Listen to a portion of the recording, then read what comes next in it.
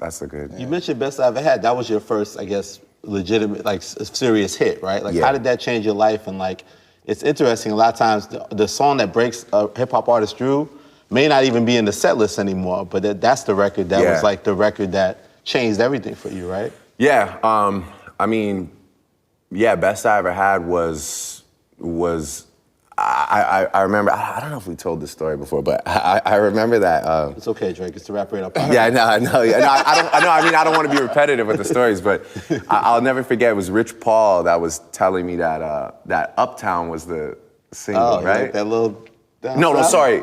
It was me telling him that Uptown, I was like, yo, Uptown is the one. Houston. This is what we should go with. And he was like, yo, nah, like, what are you talking about? This other one is the one. Yeah, I mean, it was just, you know, for lack of a better term, it was the definition of like 0 to 100. Like that shit went crazy. And, you know, at a time when, you know, Hot 97 was thriving and radio was thriving. And yeah, that brought in all the like, you know, my first like celebrity admirers, like other artists and other, you know, famous people just showing me that they were listening, which is obviously, you know, through G. Roberson at the time, which is how we got Ye to do the video.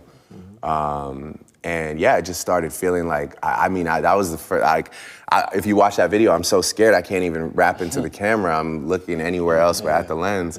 But, you know, that day, probably shooting that video was the first time I was like, oh shit, like I'm a rapper in the rap game now. This is happening. What do you think